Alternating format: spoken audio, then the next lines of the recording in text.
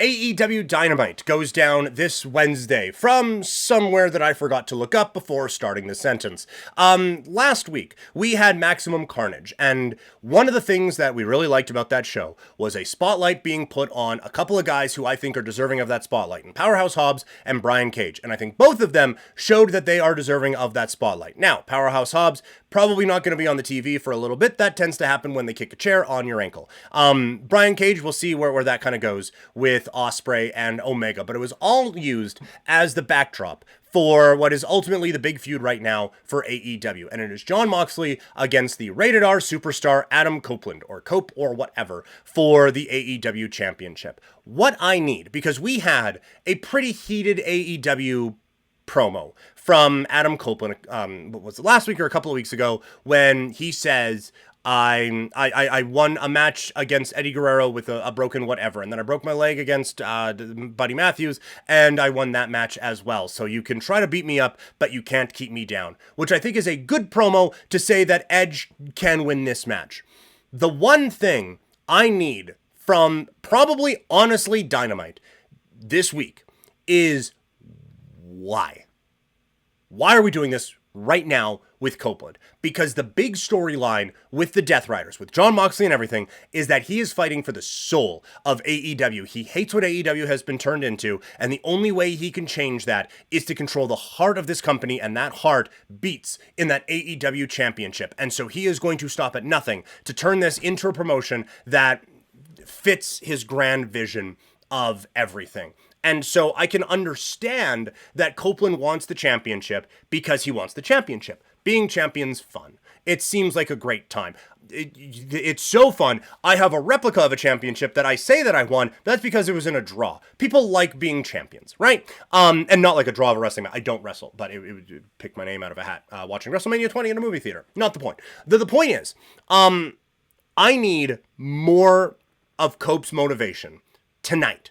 Wednesday night, to help me realize why this guy is going for this championship at this time and why it is important to get away from Jon Moxley. If you want to do the career validation thing, fine. I just don't think this is the time for it. I think you have really built up this, like, we're taking over Gotham City level of villain with the Death Riders. If Copeland's going to be your Batman, and honestly, he probably shouldn't be. He should more just be the really, really tough challenge that these guys run through before eventually another Batman comes in. But we need to know why Copeland specifically wants to fight for this version of AEW, why this version of AEW is worth saving, and why he should be the one, as the former WWE guy, to save it. And so that's what I need. He has cut a couple of heartfelt promos before about how much he loves AEW and the importance of it, but this one needs to be a crescendo for that, coming up here in the next little bit,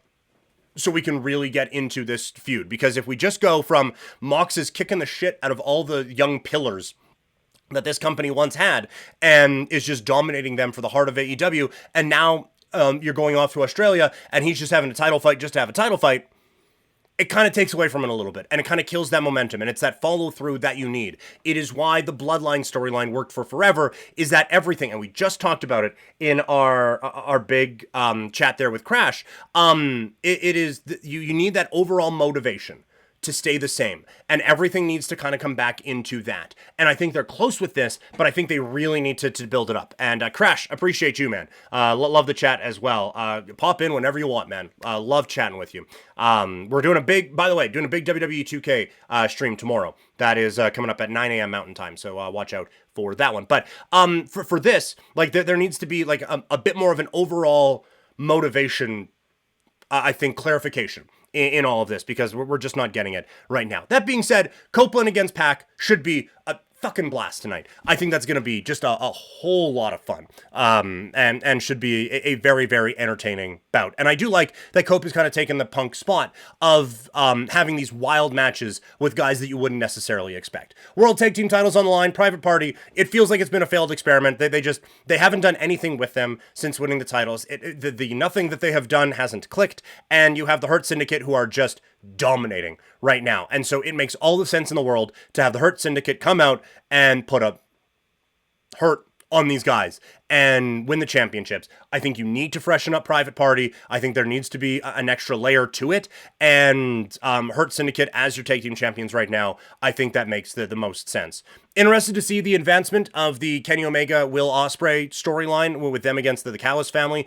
They have a face-to-face. That's the big kind of story for Dynamite. Very interested to see the Samoa Joe Hook fallout. Joe has a match with Nick Wayne. Should be interesting. Samoa Joe being back on television is great, and I think this is a good use of him with Hook. Would like to see a little bit more progression from Hook at some point here, but right now, this story is a lot of fun. And then lastly, it's Julia Hart against Jamie Hayter. I think this needs to be a blowaway match. That this feud has been kind of stuck in the mud a little bit. And I understand Julia Hart, she had the TBS championship for a little bit, that this is a project for them, but Jamie Hayter was at the top of her game and at the top of AEW as women's champion when she went down with an injury.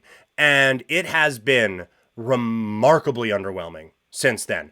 And so I think you need to make her feel like a big deal once again if you are going to get her back to being at the tippy top of this division, or if that was just a surprise momentum thing that you rode with for a bit, I still feel like it's a wasted opportunity. Either way, these are two, I think, pretty important characters that feel like they're in a feud that just isn't going anywhere right now, so there needs to be some advancement in that one.